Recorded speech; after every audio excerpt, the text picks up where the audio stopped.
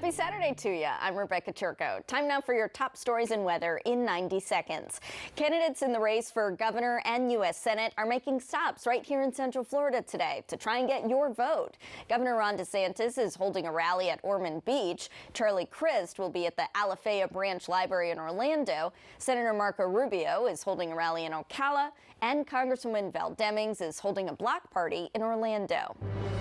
A new disaster SNAP location is open today at the Ocean Center in Daytona Beach. This is for anyone who needs food assistance due to impacts from Hurricane Ian.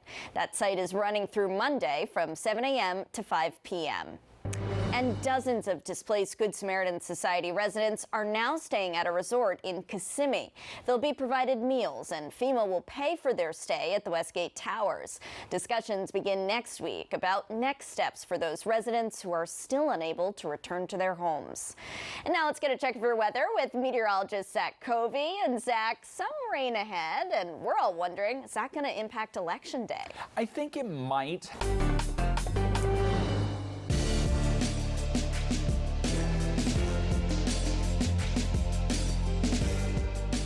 Decision 22 now. We are 3 days away from midterm elections, and the race for governor is sizzling hot. Both candidates are making their final pushes locally and statewide, trying to get your vote.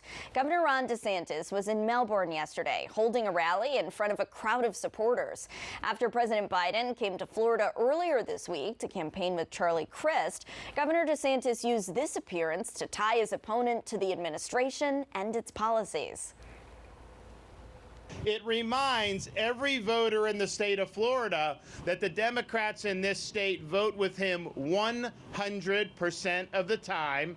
It reminds every voter in Florida that his policies have produced the worst inflation we've seen in 40 years. With just a few days till Election Day, the latest polling data from Spectrum News and Siena College shows Governor DeSantis holding a 12-point lead over Crist, a gap 4 points higher than it was in late September.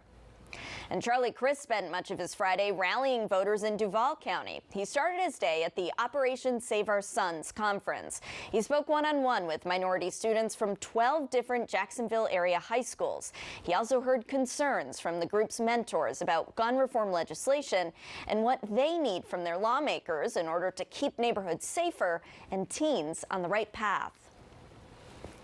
I can't believe the stuff the DeSantis administration does. I mean, we have real issues that are hurting people economically. We have property insurance that's out of control, and he can't focus on that. Crist is scheduled to make stops today in Daytona Beach and Orlando before wrapping up the day near his home in Tampa. Next, a voting advocacy group is looking to ensure voters feel safe while casting a ballot. While Central Florida leaders reported a few incidents of verbal attacks at some early voting sites, it's unclear if any of them qualify as voter intimidation.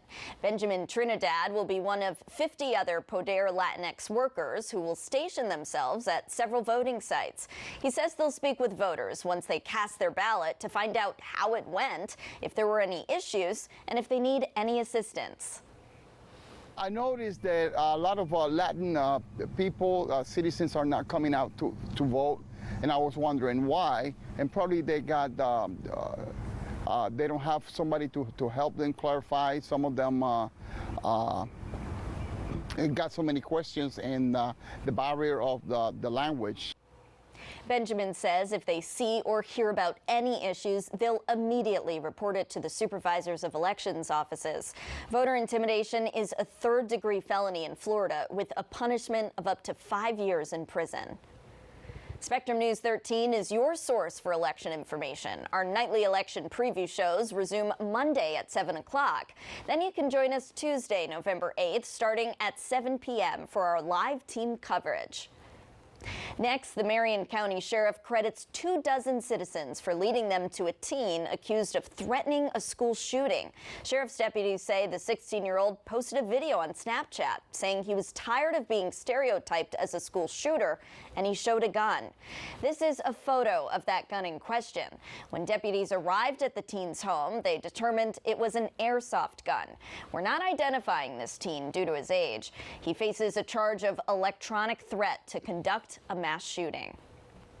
In health news, now is the time to get your flu shot. The CDC warns that flu cases are surging in more than a third of the country, including right here in Florida.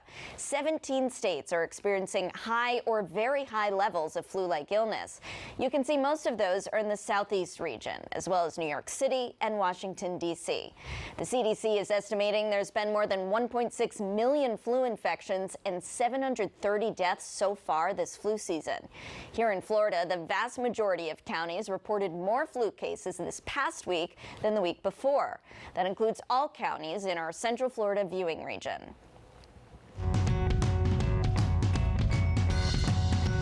The high school football regular season is officially over, and now for some teams it's on to the postseason. Spectrum Sports 360's Josh Miller has Week 11 highlights and your Saturday showcase. The Powerball jackpot is now up to $1.6 billion. Strong sales boosted the jackpot to its current figure, making it the largest prize in history. It comes after 39 consecutive drawings and 3 months without a winner. The new jackpot tops the previous record prize of $1.586 billion in 2016. The next drawing is tonight. So to come this morning, finding comfort in a book, the initiative underway by one nonprofit to get more young African-American students excited about reading.